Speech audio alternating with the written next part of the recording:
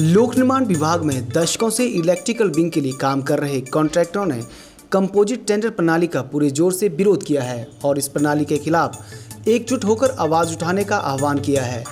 रविवार को हमीरपुर में आयोजित प्रदेश स्तरीय बैठक के दौरान प्रदेश इलेक्ट्रिकल कॉन्ट्रैक्ट एसोसिएशन के अध्यक्ष इंजीनियर DS रांटा ने कहा कि अगर सरकार ने कंपोजिट टेंडर के लिए नियमों को नहीं बदला तो हिमाचल प्रदेश के हजारों ठेकेदार बेरोजगार हो जाएंगे। हालांकि मुख्यमंत्री सुखविंदर सिंह सुक्खू से भी इलेक्ट्रिकल ठेकेदार एसोसिएशन ने भी गुहार लगाई थी, लेकिन फिर भी समस्या का समाधान नहीं हो सका है। हिमाचल प्रदेश लोक निर्माण विभाग में पंजीकृत प्रदेश के इलेक्ट्रिकल कॉन्ट्रैक्टरों ने हमीरपुर में प्रदेश स्तरीय बैठक का आयोजन किया, जिसकी अध्यक्षता प्रदेशाध्यक्ष इंजीनियर DS रांटा ने की। इस मौके पर बैठक में नॉर्थ जोन उप प्रधान engineer Rajeev Sharma, south zone उप प्रधान इंजीनियर रोहताश वर्मा, सचिव इंजीनियर दीपक सूद के अलावा कोषाध्यक्ष राकेश कुमार भी मौजूद रहे। आपको बता दें कि हिमाचल में लोक निर्माण विभाग के तहत पंजीकृत इलेक्ट्रिकल ठेकेदार A क्लास के 1600 व B क्लास के 1000 और C क्लास के 2200 के करीब ठेकेदार वर्तमान में काम कर रहे हैं, जो कि इस नए नोटिफिकेशन से पूरी तरह से प्रभावित हैं और अपने भविष्य की चिंता उन्हें सता रही है। प्रदेश इलेक्ट्रिकल कॉन्ट्रैक्ट एसोसिएशन के अध्यक्ष इंजीनियर DS रांटा ने कहा कि प्रदेश में हजारों इलेक्ट्रिकल ठेकेदार सिविल में टेंडर नहीं ले पा रहे हैं। अगर इलेक्ट्रिकल ठेकेदार सिविल ठेकेदार के साथ काम करेंगे तो इसमें शोषण होने की पूरी आशंका है। रांटा ने कहा कि नई नोटिफिकेशन में इलेक्ट्रिकल ठेकेदारों को 5 करोड़ से ऊपर के कामों को एक ही ठेकेदार को मिलेगा, जो कि सिविल के साथ इलेक्ट्रिकल के काम भी करवाएंगे, लेकिन पहले ऐसा नहीं होता था। उन्होंने कहा कि इस वजह से A क्लास के ठेकेदार सिर्फ 25 लाख रुपए के ही काम कर पाएंगे और उससे ऊपर के काम नहीं कर पाएंगे। उन्होंने कहा कि पिछले 30 सालों से ठेकेदार काम कर रहे हैं, लेकिन इस नई नोटिफिकेशन से पूरे प्रदेश भर के ठेकेदारों में रोष है और सरकार से वे मांग कर रहे हैं कि जल्द इस निर्णय को बदला जाए। वहीं उप प्रधान रोहताश वर्मा ने बताया कि वर्ष 1991 से इलेक्ट्रिकल विंग में ठेकेदारी कर रहे हैं और अभी कंपोजिट टेंडरों के लिए निकाली गई नोटिफिकेशन का वह विरोध कर रहे हैं। उन्होंने कहा कि 5 करोड़ की लिमिट सिविल ठेकेदारों के लिए लगाई गई और अब पंजीकृत A क्लास इलेक्ट्रिकल ठेकेदार केवल 25 लाख रुपए तक का ही काम कर सकेंगे। उन्होंने मांग करते हुए कहा कि पुराने सिस्टम के तहत ही इलेक्ट्रिकल ठेकेदारों को काम दिया जाए। वहीं कांगड़ा जिला से आए हुए ठेकेदार जगजीत राय ने बताया कि 1995 से ठेकेदारी का काम कर रहे हैं, लेकिन अब नई नोटिफिकेशन के चलते बहुत नुकसान पहुंच रहा है। उन्होंने कहा कि आने वाले समय के लिए भी चिंता सता रही है, क्योंकि अब काम करने की लिमिट 25 लाख कर दी है, जिससे सभी प्रदेश भर के ठेकेदारों में गहरा रोष पनप रहा है। उन्होंने मांग की है कि इलेक्ट्रिकल ठेकेदारों के हित में सरकार जल्द फैसला ले, क्योंकि इससे इलेक्ट्रिकल ठेकेदारों का भविष्य अंधकार में होने से बच जाएगा। हम हिमाचल प्रदेश PWD विंग के इलेक्ट्रिकल कॉन्ट्रैक्टर्स हैं, जो यहाँ पे पूरे हिमाचल प्रदेश से इकट्ठे हुए हैं। हम रजिस्टर्ड कॉन्ट्रैक्टर जो हमारे को PWD डिपार्टमेंट ने इलेक्ट्रिकल के काम करने के लिए पंजीकृत किया हुआ है। हाल ही में लोक निर्माण विभाग में एक कंपोजिट टेंडर सिस्टम को लागू किया है, जिसके तहत किसी भी बिल्डिंग किसी या प्रोजेक्ट में सिविल और इलेक्ट्रिकल का जो काम है वो उसका एक सिंगल टेंडर होगा और एक सिविल कॉन्ट्रैक्टर को वो काम पूरे का पूरा काम अलॉट होगा।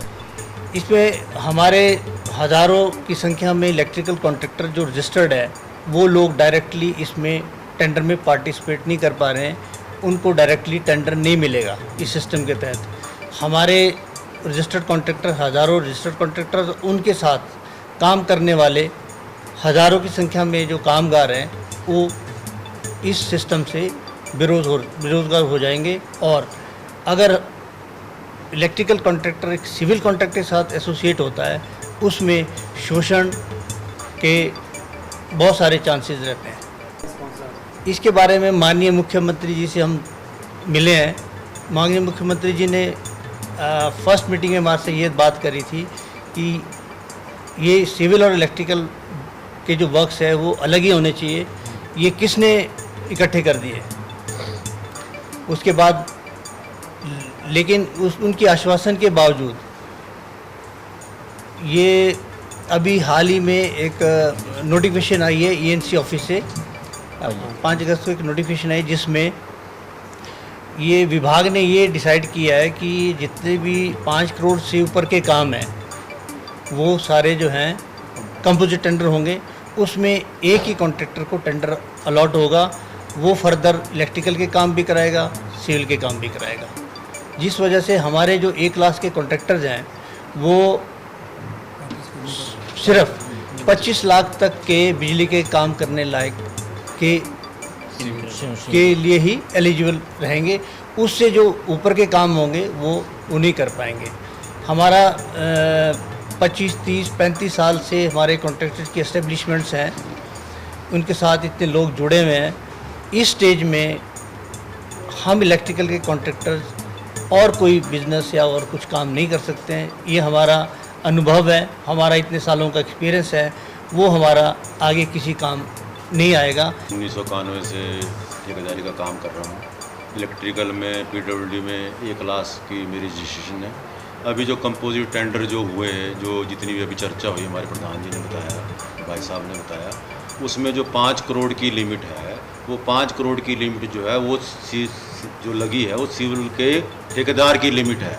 उसमें जो इलेक्ट्रिकल कॉन्ट्रैक्टर है वो सिर्फ 20 से 25 लाख तक के काम करने के लिए ही सीमित रह जाएगा। जो हिमाचल प्रदेश का ये क्लास का इलेक्ट्रिकल का रजिस्टर्ड कॉन्ट्रैक्टर है वो मैक्सिमम 25 लाख तक का काम ही कर सकता है। ये हमारा सबसे बड़ा एक सरकार से अनुरोध है कि इसको पुराना सिस्टम में खोला जाए। ये तो जितने भी हमारी इस्टेब्लिशमेंट हैं, ये क्लास कॉन्ट्रैक्टर्स ने बनाई हैं, उनके साथ सैकड़ों के हिसाब से लोग जो जुड़े हैं, डिस्टेंट जुड़े हैं, वो सारे के सारे बेरोजगार हो जाए। समस्या यह है कि जो अभी इन्होंने इम्प्लीमेंट किया है कि 5 करोड़ से ज़्यादा काम जो है वो जो है सिविल के जो है कंपोजिट लगेंगे और 5 करोड़ से नीचे जो है वो इलेक्ट्रिकल बीइंग करेगा।